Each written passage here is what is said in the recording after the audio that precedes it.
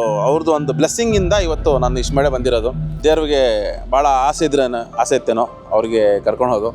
Hi hello ನಮಸ್ಕಾರ ಬೆಂಗಳೂರು, ನಮಸ್ಕಾರ ಕರ್ಕೊಂಡಾಗ ಹೇಗಿದ್ದಾರೆಲ್ಲರೂ. ಇವತ್ತು ನನಗೆ ಫ್ಲೈಟಿಂದ ಜಾಸ್ತಿ ನನಗೆ ಗುರ್ಸ್ಕೊಂಡು ಬರ್ತಾ ಇದ್ದಾರೆ ಜನಗಳು. ಇಲ್ಲಿ ಭಾಳ ಸಂತೋಷ ಆಗ್ತೈತೆ. ನನ್ನ ಜೊತೆ ಸೆಲ್ಫಿ ಇರಲಿ, ನನಗೆ ಒಂದು ಮಾತಾಡೋದು, ಒಂದು ಶೇಕ್ ಹ್ಯಾಂಡ್ ಕೊಡೋದು ಭಾಳ ಖುಷಿ ಆಗ್ತೈತೆ. ಎಲ್ಲ ಒಂದು ಹೋಗಿದ್ರೆ ನನಗೆ ನೋಟಿಸ್ ಮಾಡ್ತಾರೆ ಜನಗಳು, is the owner of the tiger air restaurant ಅಂತ ಹೇಳ್ತಾರೆ. ನಾ ಅಪ್ಪ ಇದು ಹಿಂದ್ಗಡೆ ಭಾಳ ನನಗೆ ಕಷ್ಟಪಟ್ಟಿದ್ದಾರೆ. ಅಂದರೆ ನಾನು ಅವ್ರದ್ದು ಒಂದು ಬ್ಲೆಸ್ಸಿಂಗಿಂದ ಇವತ್ತು ನಾನು ಇಷ್ಟು ಮೇಲೆ ಬಂದಿರೋದು. ಇವತ್ತು ಅವ್ರು ಇದ್ಬಿಟ್ಟಿದ್ರಲ್ಲ, ಅದು ಒಂದು ಮಾತೇ ಬೇರೆ ಇತ್ತು. ನಮ್ಮ ಅಪ್ಪ ಇರಲಿ ಅಮ್ಮ ಇರಲಿ ನೋಡಬೇಕಾಗಿತ್ತು. ಏನು ಮಾಡಬೇಕು, ದೇವ್ರಿಗೆ ಭಾಳ ಆಸೆ ಇತ್ತೇನೋ ಅವ್ರಿಗೆ ಕರ್ಕೊಂಡು ಹೋದು. ಇವತ್ತು ಅವರೆಲ್ಲ ನನ್ನ ಮಧ್ಯದಲ್ಲಿ ಅಪ್ಪ ನೋಡಬೇಕು ಅವ್ನ ಮಗ ಏನು ಮಾಡಿದ್ದಾನೆ ಅಂತ. ನಾನು ಸಂತೋಷ ಆಗಿ ಜನಗಳು ಬಂದು ಇಲ್ಲಿ ಊಟ ಮಾಡ್ತಾರಲ್ಲ, ಅದು ಭಾಳ ಸಂತೋಷ ಆಗ್ತೈತೆ.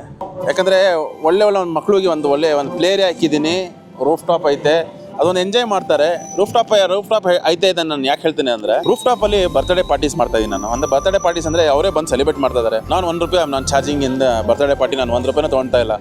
ಬರ್ಬೋದು, ನಿಮ್ಮ ಕೇಕ್ ಕಟಿಂಗ್ ಮಾಡ್ಬೋದು. ಯಾಕೆಂದ್ರೆ ನಮ್ಮ ಹತ್ರ ಕೇಕ್ ಶಾಪ್ ಐತೆ, ಅಲ್ಲಿ ಬೇಡ ನೀವು ತೊಗೊಂಬರ್ಬೇಕು ಆಚರಣೆ, ಅಲ್ಲಿಂದ ತೊಗೊಂಬರ್ಬೋದು. ಬಟ್ ಯಾಕಂದರೆ ನಮ್ಮ ಕರ್ನಾಟಕದಲ್ಲಿ ನಂದೊಂದು ಹೆಸರು ಆಯಿತು ಈ ಫ್ಲೈಟ್ ಮುಖಾಂತರ.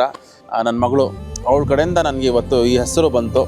ಯಾಕಂದರೆ ಅವಳೇ ಆಸೆ ಮಾಡಿದ್ದು ಫ್ಲೈಟಲ್ಲಿ ಕೂತ್ಕೊಳ್ಬೇಕು, ನಾನೇ ಪ್ರಾಮಿಸ್ ಮಾಡಿದ್ದು. ಆ ಪ್ರಾಮಿಸ್ ಪೂರ್ತಿ ಮಾಡಿದೆ.